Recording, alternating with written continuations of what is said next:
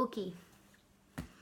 Bon, j'ai reçu une question assez longue, même très très longue, de la part de Ella, qui regarde les vidéos et qui me demande des conseils pour les beaux-arts. Du coup, pour répondre au mieux à ces questions, je crois que c'est plus simple d'en faire une vidéo, sachant que de toute façon, en fait, il y a plusieurs personnes qui m'ont déjà posé ces questions-là, et que je crois que ça peut aider quand même les gens de savoir tout ça avant de se lancer dans le grand délire des études d'art. Et je fume encore une clope, et vous savez ce que j'en pense. Donc pour introduire un peu cette vidéo, en fait moi avant d'arriver aux Beaux-Arts, où je suis depuis la 4e année, j'ai fait... attendez que je réfléchisse, 1, 2, 3. J'ai fait 4 ans donc en Belgique, donc j'essaie de faire les calculs de à quoi ça correspond en France. Si vous êtes français, j'ai fait ma 3e, donc la 3e française et belge c'est pareil, et après j'ai fait tout mon lycée dans une école d'art qui s'appelle Saint-Luc, si ça peut vous aider. Du coup, je suis pas arrivée aux Beaux-Arts après le bac en mode sans bagage quoi. J'avais déjà fait des trucs avant. Du coup, je peux pas vraiment répondre précisément aux questions qui concernent le fait de commencer des études d'art après le bac, parce que ça n'a pas été mon cas. Et du coup, donc j'ai fait ces 4 ans-là. J'ai fait donc 1 an quand j'étais en 3e où j'avais 3 quarts de cours théoriques, quoi, généraux, et 1 quart de cours d'art. Donc ma section s'appelait dessin, donc on faisait beaucoup de dessin. Et ça, j'ai fait qu'1 an, et après j'ai fait les 3 années d'après dans une option qui s'appelait volume, et du coup là on abordait plus la 3D, et c'était une section qui amenait vers des études de design, d'archi d'intérieur et de mode aussi. Et donc là on dessinait toujours, mais on faisait aussi beaucoup de travaux un peu de mise en forme. On avait des projets parfois qui étaient plus design, parfois qui étaient plus archi d'intérieur, parfois plus mode, enfin ça dépendait. En gros on était amené un peu à tout faire. Et ensuite après toutes ces années, j'ai eu mon bac, j'ai eu mon brevet d'art, mais qui sert un peu à rien. Enfin c'est pas reconnu en fait c'est pas reconnu par l'Europe, c'est un truc propre à l'école je crois, et propre à la Belgique peut-être, je sais pas. Et après ça, du coup, j'étais aux Beaux-Arts. Pourquoi j'ai choisi les Beaux-Arts? Parce que, en fait, moi, je cherchais à faire un truc qui était plus ouvert et où j'étais moins cantonnée dans une technique ou dans un métier. Je voulais juste pouvoir plus expérimenter.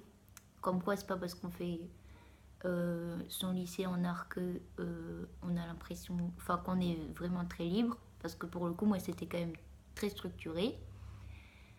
Et donc en gros voilà le topo, et c'est la 4e année, je suis en master 1, il me reste 1 an après que je vais faire en 2 ans, donc j'aurai un master 2 qui peut mener à faire un doctorat par exemple.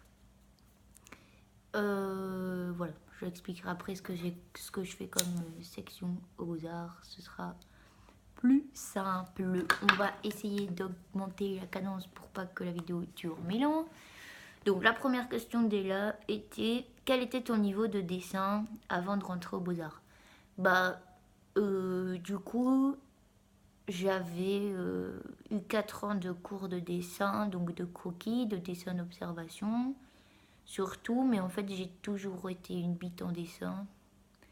Et comme la section que j'ai choisie pour finaliser mes années de lycée était pas spécialement orientée dessin et que ça me bottait pas plus que ça, je me suis jamais énormément investie au point de pouvoir bien dessiner. Et de toute façon, maintenant ça fait quand même ma 7e année, je crois, ou ma 8e année en art, et c'est pas pour autant que je dessine toujours bien. pour vous dire, c'est fort possible que si là maintenant je tentais des études d'illustration ou de BD ou je sais pas quoi, je serais très certainement pas acceptée. Alors que j'ai fait 8 ans d'art. Donc ça ne veut rien dire. Du coup, mon dessin était, j'avais déjà dessiné, j'avais des bases de croquis, mais ma visualisation 3D est nulle en fait. Du coup, voilà. Mais ça m'a, par exemple, moi, ça m'a pas pénalisé vu que j'ai choisi une option qui était pluridisciplinaire. Mais si vous choisissez des options comme BD ou quoi, ou illustration ou dessin dans certaines écoles, ça peut poser problème, je pense. Ou de l'animation, ou peut-être même du graphisme et tout, ça peut être gênant. Mais ça dépend de l'école. Alors, quelle option y a-t-il aux Beaux-Arts? Ça dépend. Hein. Parce qu'en fait, c'est pour ça que c'est assez difficile de répondre aux questions. Parce qu'en gros, moi je suis aux Beaux-Arts en Belgique, donc c'est déjà pas vraiment le même fonctionnement qu'en France. Enfin, dans la ville dans laquelle je fais mes études, c'est déjà pas vraiment le même fonctionnement qu'à Bruxelles, par exemple, qui est la capitale. Enfin, du coup, c'est un peu propre à l'école, mais en tout cas, moi, des beaux-arts que j'ai côtoyés, donc 2 beaux-arts différents, nous, on a... Alors, attention, énumération. Donc, on a BD, illustration, dessin, art numérique, qui se scinde en deux, soit vers l'animation, soit vers le jeu vidéo. On a publicité, communication visuelle, design textile et peinture. Ce que moi je fais. Et je crois que c'est tout. Mais je sais que, par exemple, au Beaux-Arts à Bruxelles, il y a une section sculpture aussi. Et il y a peut-être même une autre section en plus. Je sais pas trop. Mais je sais qu'il y a sculpture, par exemple, chez eux, que nous, on n'a pas. Parfois, il y a des sections gravure aussi, des trucs comme ça. Mais ça, nous, on a des cours de gravure, mais on n'a pas de section de gravure. Alors, est-ce qu'on est obligé de toucher à tout? Dans mon école, non. Dans les Beaux-Arts de Bruxelles, non. Mais en fait, tu choisis une option. Par exemple, si tu prends, imaginons que tu prennes BD, tu vas avoir des cours d'un peu tout, mais qui sont en lien avec la BD. Donc, tu vas pas faire de cours, par exemple, de design textile. Et si tu prends des cours de dessin, tu vas pas faire des cours de storyboard ou de scénario. Donc en soi, les cours qui sont proposés en première année, c'est quand même assez vaste parce que moi, par exemple, dans ma section qui s'appelle peinture, mais qui est en fait un atelier pluridisciplinaire qui pourrait s'appeler art contemporain ou un truc du genre, on a des cours de photo, on a des cours de gravure, de sérigraphie, on peut faire des cours de lithographie, des cours de photo argentique, des cours de photo numérique, des cours de volume, des cours de technique et technologie. Donc ça, c'est pour, par exemple, apprendre à faire, à entoiler une toile, à faire ses propres peintures, ce genre de trucs-là. Qu'est-ce qu'on avait d'autre comme cours pratique? Des cours de dessin encore. Après, tu as toujours des cours d'atelier. Là, c'est où tu développes en gros la particularité de ton option. Et en plus, il y a toujours des cours théoriques. Et ça, je crois que ça doit être comme ça dans tous les beaux-arts. Et nous, on avait philo, littérature, sémiologie, histoire de l'art, actualité de l'art et analyse de l'image. Et genre là, en première master, j'ai des cours de droit aussi, qui amènent vers le droit d'auteur, etc. Et j'ai des cours de cinéma aussi, j'avais oublié. Donc en gros, c'est un peu tous les cours que j'ai eus pour l'instant. Et je crois pas que j'en aurai d'autres. Non, je crois que j'ai un peu fait tout le tour, mais je pense, mais je ne sais pas si c'est vrai, d'a priori, de ce qu'on m'a un peu dit des Beaux-Arts en France, c'est peut-être des sections un peu plus ouvertes, donc un peu comme la mienne, où du coup, effectivement, tu touches potentiellement à tout, mais nous, on n'est pas obligé. Donc, est-ce que c'est comme ça en France aussi ou pas? Je ne sais pas, mais j'imagine pas partout. Et en même temps, peut-être que si. I don't know. Alors, comment est-ce qu'on est noté sur, est-ce que c'est sur le niveau de l'élève? Donc, est-ce que... Enfin, moi, j'entends par là sur sa progression, mais je sais pas si c'était ça qui était entendu parler là, ou sur la production finale. Bah, en fait, les notes, soit... En fait, tu as deux types de notes, chez nous en tout cas, parce que je peux parler que de mon école. Tu as les notes qui s'appelle le contrôle continu, donc ça c'est au fur et à mesure de l'année, ton avancée, etc., est noté par ton chef d'atelier. Moi, comme c'est libre et comme on n'a pas de rendu, c'est vraiment un truc qui se fait au fur et à mesure. Mais dans d'autres sections, comme design textile par exemple, eux, ils ont des rendus, ils ont des sujets imposés, des rendus. Enfin, ils sont imposés, mais en même temps, c'est assez vaste pour que tu puisses t'approprier le truc. Et ils ont des rendus, et donc tu es noté sur les rendus. Et en plus de ça, donc soit du contrôle continu, soit des rendus, tu as un jury à Noël, et enfin en janvier plus ou moins, et début juin ou mi-juin, ça dépend. Ou au pire, si t'as pas les deux jurys, t'en as que un en juin.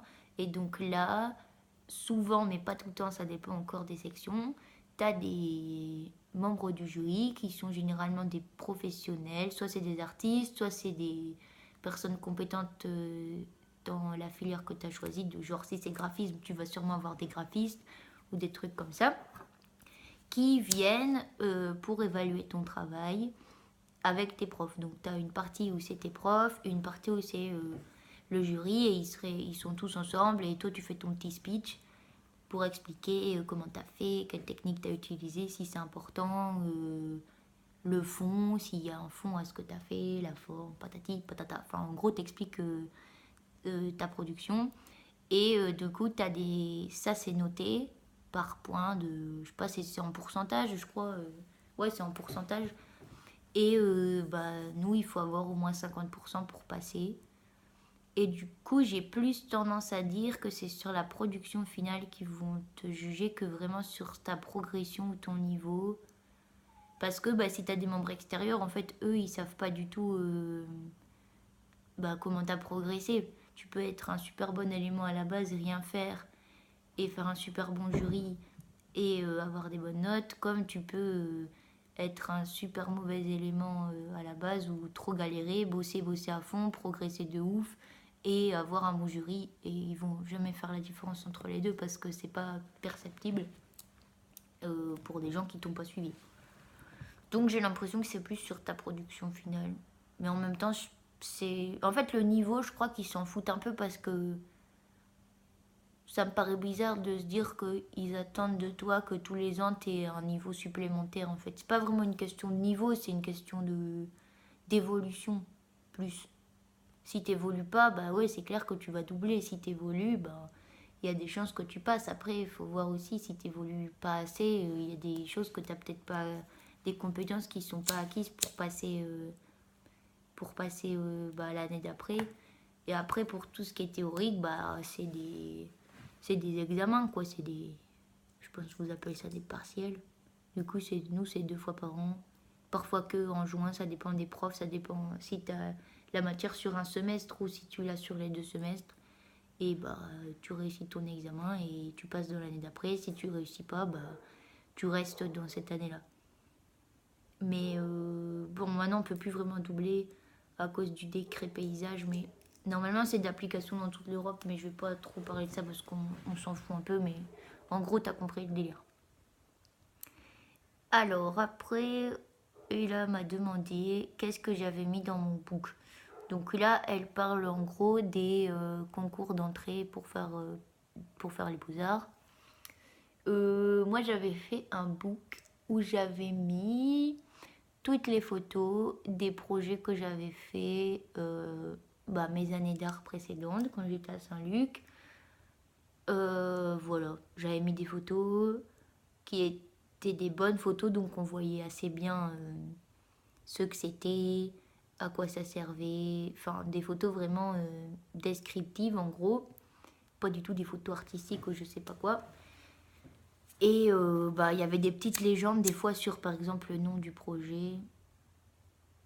Et j'avais pas du tout... Enfin en fait c'était vraiment un book photo pour avoir des visuels, pour montrer, mais Perso, moi, en fait, ça m'a pas vraiment influencé dans le fait que je sois prise ou pas, parce que dans l'école où je suis, en tout cas dans ma section, ils prennent quand même tout le monde pratiquement.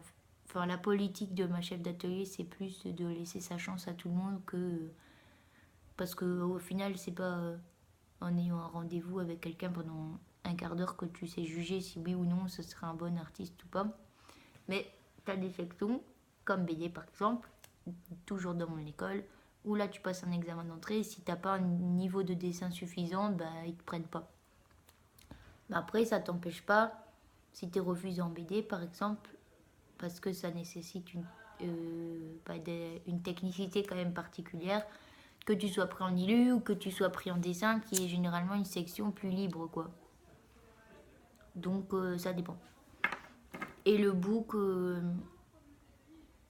en fait, je sais pas exactement ce qu'ils attendent dans les autres écoles, ça dépend vraiment de dans quoi tu t'orientes, parce que enfin, si tu veux faire une école de design par exemple, tu dois pas du tout penser et concevoir ton book de la même façon que si tu veux faire les beaux-arts ou une section libre. Mais moi, je pense que le mieux, c'est de faire quelque chose d'épuré, avec des bonnes impressions, éviter les portfolios, parce que ça fait vite pas très pro. Et t'imprimes ça chez un bon imprimeur, sur du papier, je sais pas moi, 100 grammes, un truc comme ça. Peut-être même 80 grammes, ça peut le faire. Tu fais une belle mise en page où tu mets pas trop de photos par page, tu mets des assez grandes images pour qu'on puisse bien voir ce que tu as fait. Si c'est des dessins, bah évidemment on fait des scans et on fait pas des photos des dessins, sinon ça rend mal. Tu mets juste, je sais pas si c'est, si t'es dans le cas où t'as jamais fait d'études d'art, bah il vaut mieux pas mettre trop de descriptions et voilà. Et pour préparer l'examen d'entrée,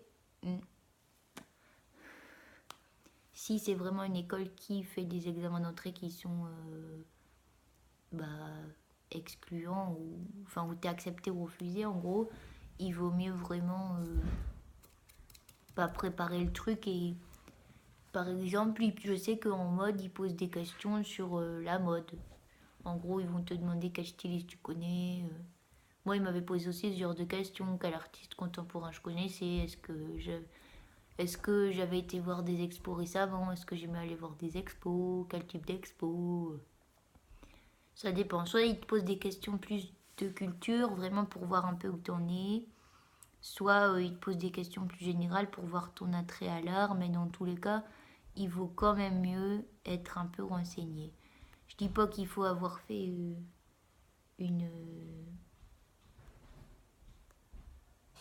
Enfin, une espèce de d'année de prépa ou quoi, mais il faut quand même un minimum s'intéresser. Et puis de toute façon, ils savent bien quand tu rentres en première que t'es nouveau et que donc ben, c'est normal que tu saches pas grand chose. Après, en fonction de l'exigence et du prestige de l'école, ils te prendront ou pas.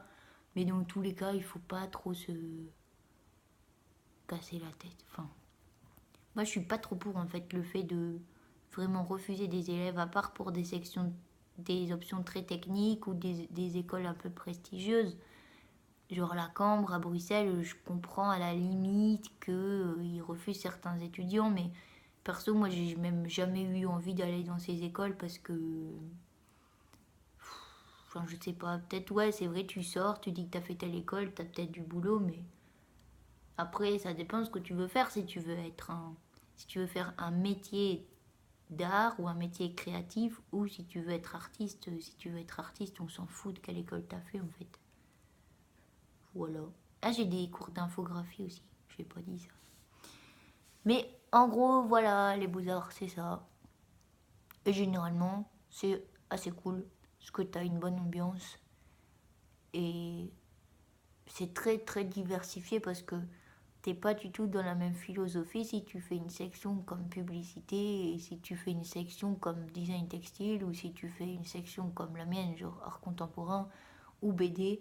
Genre tu peux vite te retrouver à côtoyer des gens qui sont plus dans la pop culture ou des gens qui sont plus dans la théorie en fait, qui vont devenir pas des intellectuels, mais dont la part d'intellect est très grande dans leur production. Comme tu peux avoir des gens qui en fait seront pas du tout des artistes, mais qui font des beaux-arts pour, par exemple, accéder au métier de graphiste ou publicitaire ou un truc comme ça. Voilà. À bientôt. Peut-être. Et si vous avez des questions, posez-les en commentaire. Et peut-être je pourrais faire une vidéo où je montre mon book, si vous voulez le voir, mais c'est vraiment pas joyeux du tout. Mais si ça peut vous aider, ou si vous avez, je sais pas, si vous voulez vraiment des conseils très précis pour réussir un examen d'entrée, peut-être que je peux collecter des expériences de mes amis des beaux-arts qui ont fait aussi d'autres écoles et qui ont peut-être tenté des sections un peu plus restrictives que la mienne. Bisous.